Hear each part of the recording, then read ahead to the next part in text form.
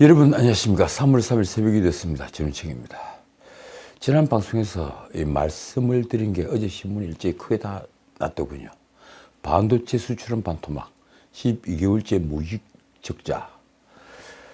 이 무역 적자 그것도 12개월째 계속되고 있습니다. 수렁이 빠진 겁니다. 올해 1%대 저성장은 윤석열 정부가 벌이는 전방위 수출 드라이버에도 불구하고 정말 빠져나오기 힘든, 빠져나오지 못하는 이 수렁이 되고 있습니다.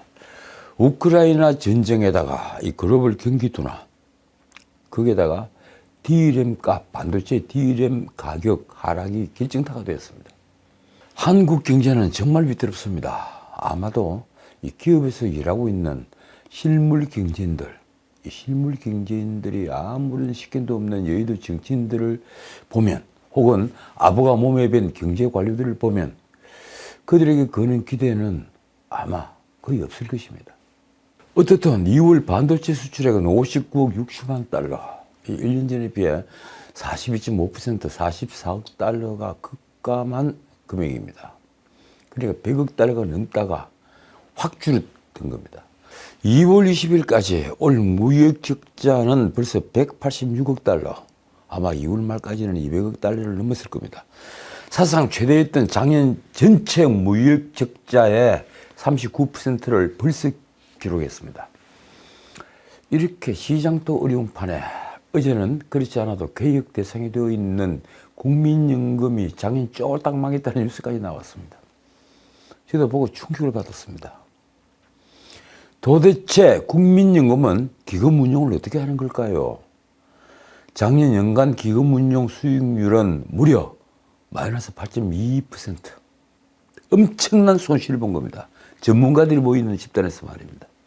운용 손실 금액은 무려 79조 6천억 원에 달했습니다. 국민들의 돈입니다. 국민연금이 마이너스 수익률을 기록한 것은 2008년 마이너스 0.18%, 그리고 그로부터 10년 뒤인 2018년 마이너스 0.92%에 이어 이번이 세 번째입니다. 결국 2021년 말 948조 원까지 불어났던 기금 적립금은 2022년 말 890조 5천억 원으로 내려앉았습니다. 쪼그라든 겁니다. 민주당과 이재명은 산적한 민생 법안을 처리하자며 3월 임시국회를 소집했죠. 놀랍게도 회기는 3월 1일부터입니다. 하루라도 공백을 보이다가는 이재명이 검찰에 끌려갈 수 있다고 본 것일까요? 그러나 정작 소속 의원 상당수는 해외 출장을 떠나버렸습니다. 살펴보니까 정말 가관이더군요. 언론 보도를 보면 민주당 20여 명은 2박 3일 일정으로 베트남으로 워크숍을 떠났습니다. 왜 하필 베트남일까요? 지난 연말부터 당의 진로와 총선 준비 등을 논의하기 위한 일정으로 의원들 사비로 간다고 했습니다. 왜 그들은 놀러 간다고 떳떳하게 밝히지 못하는 걸까요?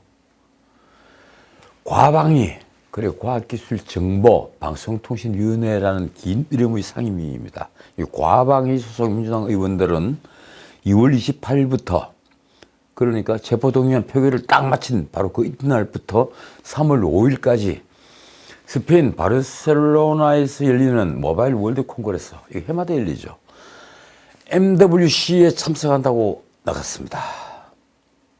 그래서 그 사람들이 그 월드 콩그레스에 가서 새로 나온 여러 회사의 전화기들 붙잡고 뭘 확인할 수 있을까요?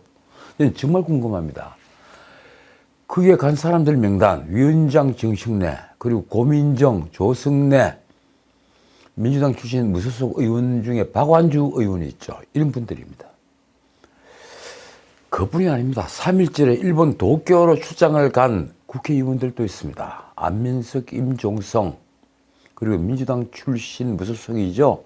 윤미향, 양정숙 의원 등입니다. 국회의장 김진표는 3월 8일부터 18일까지 무려 11일 동안 튀르키예와 이스라엘 순방을 갑니다. 도대체 튀르키예나 이스라엘에 있는 현안, 그것도 우리 입법부 수장이 해결해야 할 현안이 무엇이 있을까요? 어떻든 민주당은 6일부터 임시국회를 하자는 국민의힘 요구에도 산적한 민생 법안을 처리해야 한다며 굳이 3월 1일 개회를 고집했습니다. 그리고 이렇게 회의를 뿔뿔이 간 겁니다. 정치인은 이처럼 낯이 두꺼워야 합니다. 자, 오늘 3월 3일 특별한 날입니다. 오늘 이재명의 공직선거법 재판이 열리는 날입니다. 드디어 이재명이 처음으로 법정에 섭니다. 물론 과거에 많이 서봤겠지만 말입니다. 이재명은 다시 한번 여론이 도마 위에 오릅니다. 다시 말씀드리지만 이재명은 끝났습니다. 대한민국 75년 민주정치사에서 이런 파렴치 범죄 혐의를 받은 자가, 정치 지도자가 살아난 적은 없었습니다. 물론 다른 문명국에도 없습니다. 언론은 이재명이 첩첩산중에 들었다고 표현했습니다. 그보다는 더는 앞으로 나갈 수 없는 천길 낭떠러지 끝에 섰다. 이런 비유가 더 어울릴 것 같습니다. 그만큼 이재명의 범죄는 언론의 추적으로 사실상 거의 다 밝혀졌습니다. 소고기 법화 사건부터 백인동 옹벽 아파트까지 거의 다 드러났습니다. 대장동 게이트에서 시작된 의혹은 그의 아내가 연루된 법화 소고기 사건으로 넘어가더니만 지혜지 합숙소 사건 등으로 번졌습니다. 다른 한편 대규모 개발 비리는 위례 신도시와 그리고 백인동 옹벽 아파트로 확대되었습니다. 거기에다 성남FC 후원금 의혹은 제3자 뇌물죄가 되었고 조폭 김승태가 연결된 변호사비 대납 의혹은 상방울을 통한 대북 송금 사건까지 확대되었습니다. 이러다 보니 어떤 변명으로도 통하지 않을 중죄만 여럿입니다. 적어도 제 손가락에 꼽히는 게 5개, 6개입니다. 가장 가증스러운 것은 그럼에도 이재명은 스스로를 포장했다는 것입니다. 가령 대장동 게이트의 기부 체납을 포장해서 당군들의 최대 공공환수라고 한 것이 바로 그것입니다. 어쨌든 이재명은 끝났습니다. 윤석열 정부는 그간 절대다수 야당이 장악한 국회 때문에 무력했지만 이제 한결 여유가 있어 보입니다. 이재명의 망치로는 야당으로 인해 다음 총선에 여당이 권토중례할 것으로 보이기 때문입니다. 이대로만 간다면 말입니다. 그만큼 민심은 민주당에게서 떠났습니다. 그런 민심 위반에는 이재명의 파렴치 범죄들이 큰 영향을 미쳤습니다. 하긴 이재명의 아내 김혜경에 연관된 소고기 법화 사건만 해도 이재명에게는 정치적으로는 치명상입니다. 정말 치사하기 짝이 있는 사건이죠. 그런데도 민주당 의원들은 지난 대선 직후에 그런 이재명을 당대표로 뽑아 세 번째 방탄조끼를 입혔습니다. 지금이 군사독재 시절도 아닌데 말입니다. 그 바람에 민주당은 정말 허약해졌습니다. 겉으로는 친양 무소속을 빼고 순수한 민주당 의원만 169석이나 되는 절대 다수 당으로서 정권이 바뀐 뒤에 편법으로 얼룩진 검수완박법까지 밀어붙인 거대 야당인데 이제 명분을 잃고 부정의와 배덕을 추종하는 정상배의 집단으로 전락한 것입니다. 솔직히 말씀드려서 차마 눈뜨고 바라볼 수 없는 현대사의 비극적 현장입니다. 왜 민주당은 이런 범죄로 얼룩진 자를 대통령 후보로 선출해서 스스로를 올가매는 자멸의 길을 걸었을까요? 이 역사를 지켜보면서도 저는 아직 이해할 수 없는 그 무엇인가를 느낍니다. 그 무엇인가가 있다. 그렇습니다. 역사는 스스로 굴러갑니다. 그리고 민주당과 이재명의 몰락은 현재 진행 중입니다. 저는 참으로 이해하지 못할 장면으로 2월 27일 국회 본회의장에서 대장동 개발 비리와 성남FC 제3자 뇌물 사건으로 구속영장이 청구된 이재명이 동료 의원들을 향해 체포동의안 부결을 호소하는 장면을 꼽고 싶습니다. 솔직히 국회의장 김진표가 국회의원 이재명 체포동의안을 상정합니다. 땅땅땅 이렇게 망치를 쳤을 때 이재명은 스스로 법원의 구속영장 실질 심사를 받으러 가겠다고 천명했어야 합니다. 여러분들 투표하지 마십시오. 제가 구속영장 실질 심사를 받으러 법정에 가겠습니다. 이렇게 천명했어야 합니다. 그것이야말로 이재명에게 신뢰를 보냈던 국민들에게, 그 1700만 표 국민들에게 그가 마지막으로 할 수 있는 도리였습니다. 그런 이재명은 마지막 속죄의 자리에서 오히려 참언을 서슴지 않았습니다. 뚜렷한 혐의도 없이 제1야당 대표를 구속시키려는 헌정사상 초유의 이번 사태는 대한민국 헌정사의 역사적인 한 장면으로 남을 것이다. 누가 누구더러 이런 말을 할 수 있는 겁니까? 그는 오히려 권력자가 권력을 사적 이익을 위해 남용하는 것은 주권자에 대한 배반이고 민주공화정에 대한 도전이라고 했습니다. 대통령이 아니라 깡패라는 그것까지 스슴지 않았습니다. 투표의 결과는 찬성 139명, 반대 138명, 그리고 무효 11명, 기권 9명. 언론은 압도적 부결이 나오지 않은 것으로 이재명이 끝났다고 일제히 보도했습니다. 저는 이 말에 동의하면서도 약간은 조금은 생각이 다릅니다.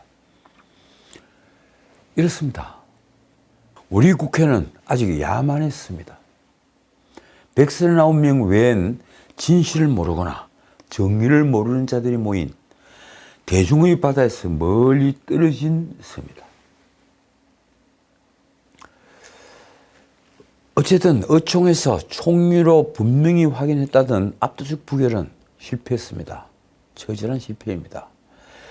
원내대표 박홍근은 그래도 투표 결과에 대해 휜소리를 했습니다. 이렇습니다. 정치검찰이 부당하고 과도한 표적 수사에 대한 헌법의 정신과 규정을 지킨 당연한 결과였다. 참 기가 막힙니다. 민주당에서 벌어진 무더기 반란표에 이재명은 아마 충격을 받았을 것입니다. 민주당에서는 최소 31명, 최대 38명의 반란표가 나왔습니다. 문제는 이제부터라는 겁니다.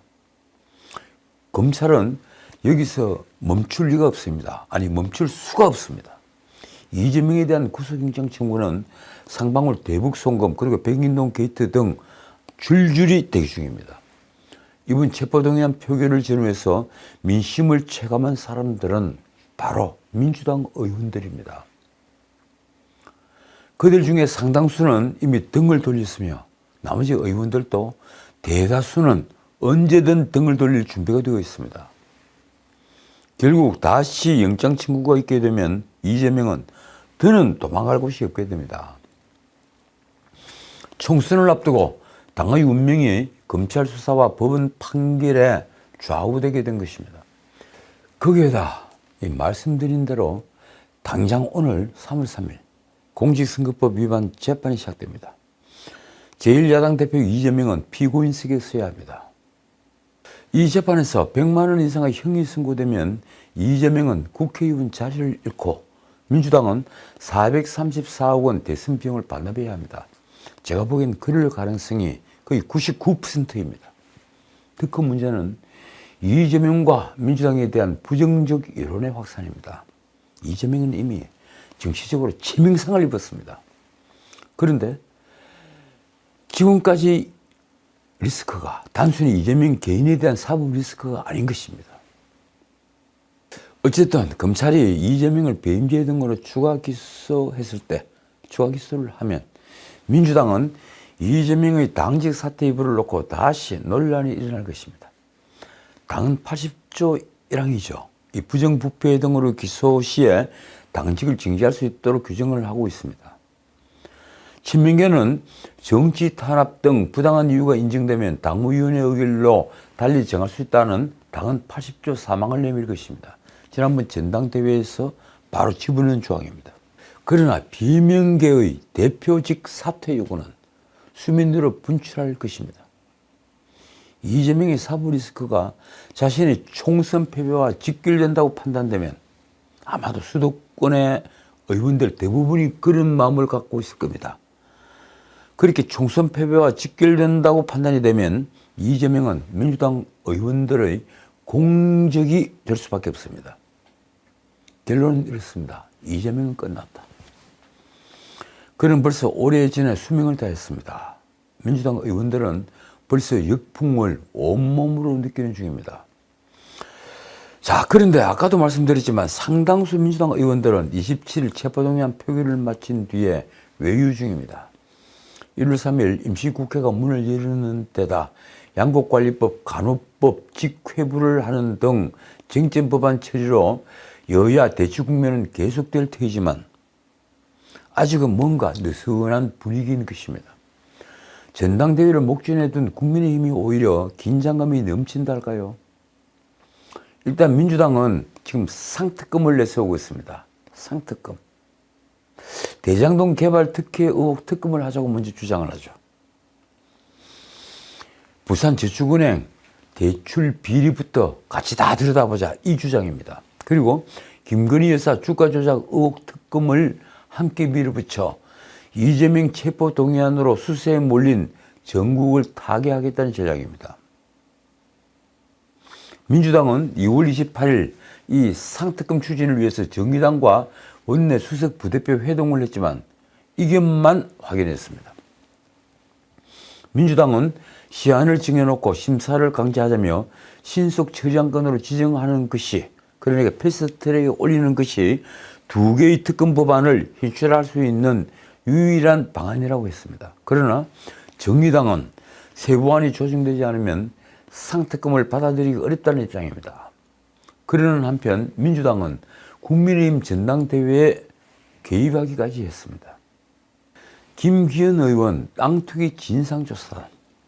참 재미있는 진상조사단입니다. 단장은 누구일까요? 바로 울산시장 선거 개입 사건으로 재판을 받고 있는 황운하가 맡았습니다. 황운하는 2일 오전 국회 소통관에서 기자회견을 열고 김기현 후보가 지인 A씨에게 이 울주군 상북지구 도시개발사업 관련 정보를 제공했다는 의혹을 제기했습니다. A씨는 김기현이 KTX역 인근 토지의 원래 소유주라고 합니다. 그렇게 알려졌습니다.